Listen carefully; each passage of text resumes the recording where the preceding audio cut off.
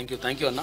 మొత్తం కూడా అన్ని రంగాల నుంచి ఇక్కడ ఆయుష్ నుంచి అంటే హోమియోపతి డాక్టర్స్ నుంచి తర్వాత ఇక్కడ వ్యాయామ విద్య అభ్యసించినటువంటి అభ్యర్థుల నుంచి అన్ని రకాలుగా అంటే సమాజంలో ఉన్నటువంటి అందరూ కూడా మద్దతు తెలియజేస్తూ ఉన్నారు. కారణం ఏంటి అంటే తిన్మన్ ఏదో పైసలు ఇస్తారని కాదు, తిన్మన్ ఏదో పైసలు లేవు. ఎందుకంటే ఉన్న ఆస్తులు గవర్నమెంట్కి రాసి ఇచ్చేసిండు. ఆల్రెడీ 1,50,00,000 రూపాయల ఆస్తులు గవర్నమెంట్కి రాసి ఇచ్చేసిండు. భారతదేశ చరిత్రలో ఇంతవరకు ఎవరు కూడా చేయలేదు అటువంటి పని. తర్వాత ఇంకోటి ఏంటంటే ఆర్టీఆర్ తన మీద తానే ఆర్టీఆర్ పెట్టుకుంటా అని చెప్తున్నాడు. అంటే రైట్ టు రీకాల్ ఏదైతే ఉందో నా మీద నేనే పెట్టుకుంటా, ఒకవేళ నేను నా పనిని నచ్చకపోతే పనితీరుకి ఇట్లా నచ్చకపోతే నన్ను సగంలోనే తీసి కుర్చీ మీదకి వెళ్ళి తీసి కింద కూర్చోబెట్టరు అని చెప్పేసి చెప్తున్నాడు. అటువంటి నాయకుడు ఉండడు. కాబట్టి వాళ్ళు పైసలు ఇస్తున్నారు. నిజంగా చెప్పాలంటే ఇప్పుడు నాకు డబ్బులు వచ్చేస్తున్నాయని చెప్పేసి నాకు ఫోన్లు వచ్చినాయి రకరకాలుగా. 3 ఉమ్మడి జిల్లాలకు సంబంధించి చాలా మంది దగ్గరలో ఆ డబ్బులు వచ్చేసినాయి అన్న, వాళ్ళ బీఆర్ఎస్ వాళ్ళు పైసలు వచ్చేసినాయి మొత్తం ఇస్తున్నారు. 1000కి 2,000 ఇస్తారంటే పోయినసారి 2,000 రూపాయలు ఇచ్చిండంట ఎవరు పల్లారాజేశ్వరరెడ్డి, ఈసారి 2,000 కూడా ఇవ్వడానికి రెడీ అయినరు అని చెప్తున్నారు. ఎన్ని వేలైనా కానీ తీసుకోరు. మనం ఏం దాని ఏమంటారు మన పైసలు. ఎందుకంటే వాళ్ళు ఏం మొత్తం నాశనం చేసి తెలంగాణ రాష్ట్రాన్ని మొత్తం కూడా ధ్వంసం చేసి తీసుకున్నటువంటి పైసలు కాబట్టి అవి మన పైసలు 100% తీసుకొని అందరూ కూడా ఓటేయాలి. చాలామంది ఏంటంటే అసలు యాక్చువల్గా కొంతమందికి నిజంగా కూడా బాధ అనిపిస్తుంది కొందరి విషయంలో. అంటే ట్రాన్స్పోర్టేషన్ లేదు కొంతవరకు, అంటే హైదరాబాద్ నుంచి మేము పోవాలని చెప్పేసి నిరుద్యోగులు బాధపడుతూ ఉన్నారు. ఎందుకంటే నేను ఒక నిరుద్యోగం నుంచి వచ్చిన కాబట్టి 100% ఏదైనా చేసుకొని వెళ్ళండి అన్న. ఎందుకంటే ఇది మన జీవితాన్ని నిర్ణయించేది. ఎందుకంటే మన గురించి వాడు కొట్లాడటోడు ఉంటే, అంటే ఇప్పుడు ఒకవేళ ఏదైనా పంక్తిలో కూర్చుంటే అంటే వడ్డిస్తోడు మనోడు ఉంటే మనకి ఏడున్నా కానీ బరాబర్ వస్తుందని చెప్పేసి అంటారు కదా. ఎందుకంటే ఆ చట్టసభలలో మన గురించి మాట్లాడేటోడు ఉంటే 100% మన గురించి మాట్లాడేటోళ్ళు, తర్వాత బాధితుల పక్షాన్ని నిలిచేటోళ్ళు ఉంటే 100% సమాజానికి మంచి జరుగుతుంది. ఈ 1000 రూపాయలు అనేటువంటి ఇవాళ ఉంటాయి రేపు పోతాయి. కానీ జీవితాంతం అంటే ఈ 5 సంవత్సరాలు 6 సంవత్సరాల జీవితంలో 3 సంవత్సరాలు అయితే ఇక కథం చేసిపోయాడు ఎవరు పల్లారాజేశ్వరరెడ్డి. ఒకనాడు కూడా ఒక నిరుద్యోగి గురించి కానీ, ఒక విద్యార్థి గురించి కానీ, లేకపోతే ఒక అంటే పట్టభద్రుడి గురించి కానీ మాట్లాడినటువంటి సందర్భాలు లేవు. కాబట్టి పట్టభద్రులారా ఆలోచించండి. ఎందుకంటే వీరందరూ కూడా సపోర్ట్ చేస్తున్నారు. అంటే సమాజం మొత్తం కూడా సపోర్ట్ చేస్తుంది. దానికి కారణం ఏంటి అంటే తీన్మాన్ మల్లన చేసినటువంటి గతం నుంచి చేసినటువంటి కార్యక్రమాలు. గతం నుంచి కూడా తీన్మాన్ మల్లన ప్రజల పక్షపాత. యాక్చువల్గా తీన్మాన్ మల్లనకు అంటే ఒక ఇంటర్వ్యూలో నన్ను ఒక యాంకర్ అడిగింది. అయితే తీన్మాన్ మల్లన బలహీనత ఏంటి అంటే ఎవరైనా బాధలు ఉంటే ఆయన తట్టుకోలేడు, ఆయన దగ్గర ఏముంటుంది ఇచ్చేస్తాడు.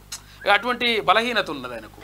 కాబట్టి దయచేసి ఆలోచించండి, అది చాలా ఇంపార్టెంట్. చాలామంది ఏమనుకుంటారంటే ఇక న్యూస్ గురించి పక్కకు పెట్టేసి ఇట్లా మాట్లాడుతున్నారు అనుకుంటారు. కానీ ఎందుకంటే చాలా కీలకమైనటువంటి అంశం ఇది. అంటే పట్టభద్రుల యొక్క భవితవ్యాన్ని నిర్ణయించేటువంటి అంశం కాబట్టి కీలకమైనటువంటి అంశము.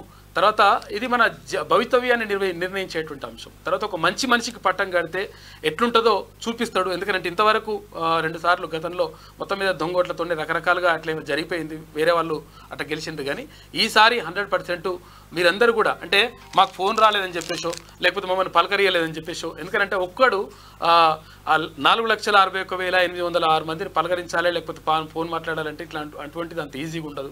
తర్వాత మళ్ళా పెద్ద మంది బాన్పలం ఉన్నటువంటి పరిస్థితి ఏం కాదు. అయినప్పటికీ ఎమ్మెల్యేలు కానీ మంత్రులు కానీ వాళ్ళందరూ కూడా సపోర్ట్ చేస్తూ ఉన్నారు. తర్వాత ఆ పార్టీ కార్యకర్తలు సపోర్ట్ చేస్తూ ఉన్నారు. తర్వాత పార్టీలకు అతీతంగా అసలు యాక్చువల్గా మల్లన్న అంటే పార్టీ వ్యక్తిగా చూడట్లేదు చాలామంది. పార్టీలకు అతీతంగా మొత్తం కూడా అందరూ సపోర్ట్ చేస్తూ ఉన్నారు. ఎందుకంటే మీ సపోర్ట్కి నిజంగా చాలామంది నాకు 1000 ఫోన్లు వస్తున్నాయి, కొంతమంది ఫోన్లు కూడా ఎత్తలేకపోతున్నారు. కాకపోతే ఏంటంటే అటువంటి పరిస్థితి ఉన్నది. అయితే మీ అందరికీ కూడా ధన్యవాదాలు. ఎందుకంటే మీరు ఇస్తున్నటువంటి ఆదరాభిమానాలతోటే ముందుకెళ్తా ఉన్నాం. ఈ క్యూన్యూస్ నడిచింది కూడా మీతోటే. ఎందుకంటే తెలంగాణ సమాజం ఆదరించింది కాబట్టి మనము గట్టిగా మాట్లాడగలిగినాం. గత ప్రభుత్వాన్ని మొత్తం తీసుకు బండగొట్టగలిగినాం.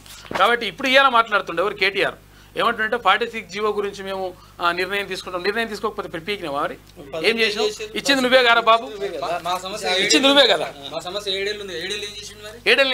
7 సంవత్సరాలు ఇక్కడ వ్యాయామ ఉపాధ్యాయులకు సంబంధించి ఆ పోస్టులు అదేంటి భర్తీ చేయాలరా నాయన. 2017లో గురుకుల నోటిఫికేషన్ వస్తే అప్పటి నుంచి ఇప్పటి వరకు వాళ్ళు పాపం బాధపడతా ఉంటే, తర్వాత అప్పుడు పెళ్లిగారంలోకి పెళ్లిలైన పిల్లలు కూడా ఉన్నారు. ఇప్పుడు 5 సంవత్సరాల పిల్లలు అటువంటి పరిస్థితి వచ్చింది. అటువంటి పరిస్థితి ఉంటే కూడా ఆ పిల్లలతోటి వాళ్ళు ధర్నా చేస్తే ఆ పిల్లల్ని లాక్కెళ్ళి లోపలేసినటువంటి దుర్మార్గులు ఏ ముఖం పెట్టుకుని ఆడతారు? ఆ 46 జీవో తీసుకొచ్చింది దుర్మార్గులే. మళ్ళీ 46 జీవో గురించి నేను చేస్తున్నట్లు పీకినా మరి.